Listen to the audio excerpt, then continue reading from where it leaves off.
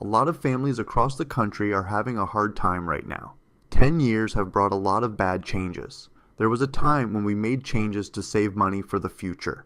Today, we're going to downgrade our cars.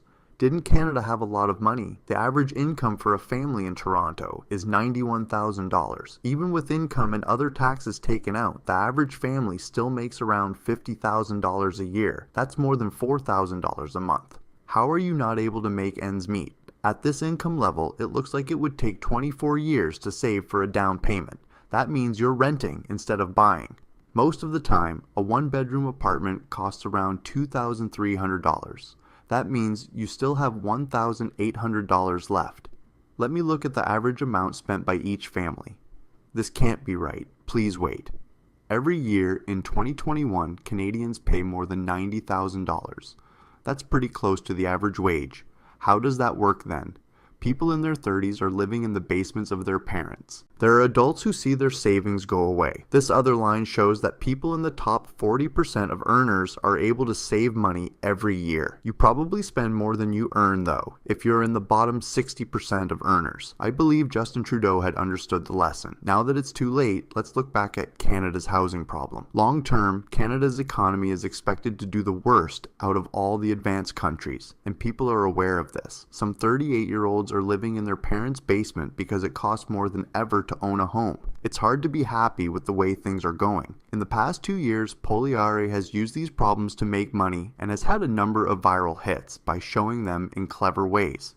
This makes him look better in the polls. But first, let's look at how the cost of living has changed over time. Canada was not the same in 1981. It was a very unsure economic time, and it already looked like it would be impossible to buy a house. It got as high as 18.4% for a standard 5-year mortgage, which was a record. I got information about house prices from 1981 and compared it to more current information. The first thing I learned is that where you live makes a big difference in how affordable things are over time. It takes about $70,000 to buy a house in Toronto, which is 4.5 times the median household income. The average house price today is almost 12 times the average income. In other places, like Vancouver, however, the drop in affordability is not as bad.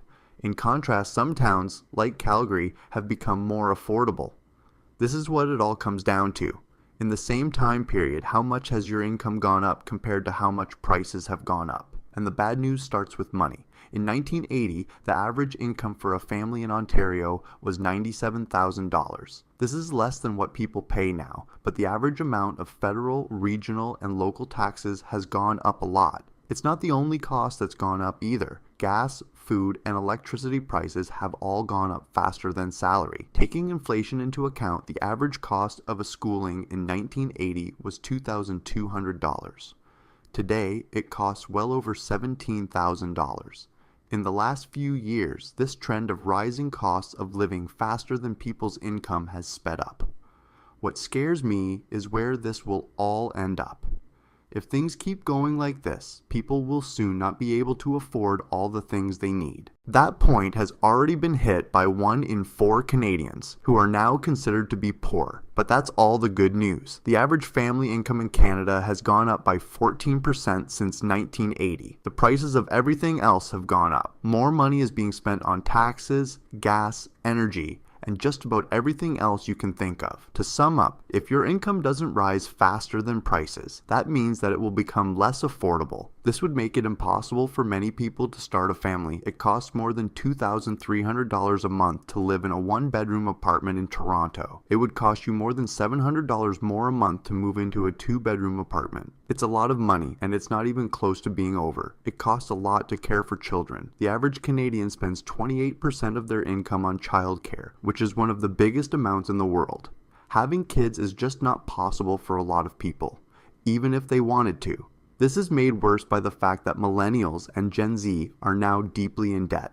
In Canada, people under 45 have $2.5 trillion in credit card debt, which is almost half of all consumer debt. This is the age group most likely to want and have children. While it may not have been a surprise that birth rates dropped sharply, people are still living longer. Canadian hospitals don't have enough staff. Most people have to wait more than 3 months to see an expert, and it takes another 3 months after seeing the specialist before they get treatment. Of these numbers, 3 of them are different for each province. When it's not an emergency, the average wait time from seeing a doctor to getting care is over a year. There are a lot of great things about Canadian healthcare, but it is not free, despite what most people think. One study found that people in the middle income range, who make just over $90,000 a year and pay about $38,000 in taxes, spent $8,000 of their tax money on healthcare in Canada. People think that healthcare in Canada is free because they aren't charged directly for services. Instead, taxes pay for the system. The type of family also affects the amount of money added.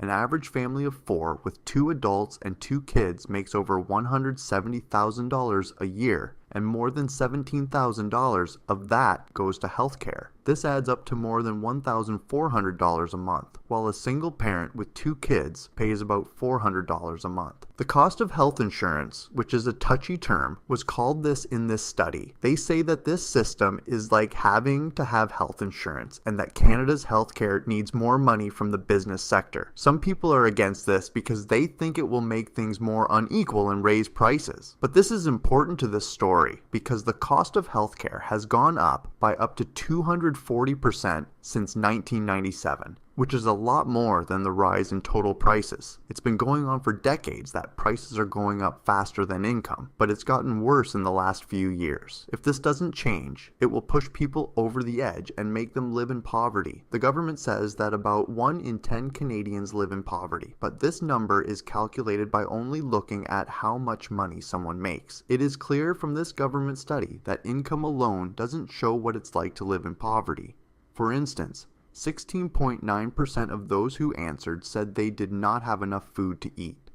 One could say that not having enough food is poverty and that the word needs to be changed. Food Banks Canada looked into it on its own. An indicator that has been used for decades in Europe was used in our study. It is called the Material Hardship Index. To put it simply, they looked at things like transportation, clothes, healthcare, and unexpected costs, and found that 25% of Canadians have trouble paying for 2 or more necessities. This is a standard way to measure poverty. People aged 65 and up were the only ones who were close to the stated poverty rate of 10%. There are a lot of poor people in the 18 to 30 age range, and single-parent families are the worst. The Food Banks Association of Canada told us today that a record-breaking 25% of Canadians now live in poverty. This is because of his high taxes, deficits, and house prices that have doubled over the past 9 years. What makes him think that the same crazy ideas that made people poor will help solve the problem? Whenever these kinds of news came out, Liev was there. Some single moms are giving their kids milk with water added because they can't afford to buy food. Cost is becoming more important to more Canadians over nutritional value, which is bad for their health. I'm going to eat whatever fits my budget for the day. The cost of food makes it hard to make ends meet. About half of Canadians are about $200 short of not being able to pay all their bills. That means you feel very stuck in what you have and have to keep it up. There isn't much progress. The average amount owed on credit cards is $9,000. The average amount owed on student loans is $14,000. The average amount of money in a bank account is $26,000, and most people's money is locked up in cars and houses for their families. What will happen in the long run when people can't afford to buy a house? In that case, it's not a hypothetical. In Canada, you need to make at least $187,000 a year to get a mortgage. This is more than the 10% of people who make the most money. To even be able to get a mortgage in places like Vancouver and Toronto, you need to make a lot more than the top 10% of earners. While it's much easier in places like Calgary and Montreal, it's hard for most people to buy a house. They either have to be in the top 2% or 3% of earners, or live with multiple high earners, or get money from someone else, like a rich family member. If things keep going this way, the next generation will not own their own home. Since homes are where most wealth is stored, this will make the wealth gap between those who own houses and those who will never own one bigger. It's possible that Justin Trudeau will lose the election in the worst way ever for the Liberal Party. I tell the Governor General that Parliament needs to meet again. In 2015, Justin Trudeau became the face of the government. In some ways, he also became the face of policies that were not working. People in Canada are tired of this NDP Liberal Prime Minister's taxes,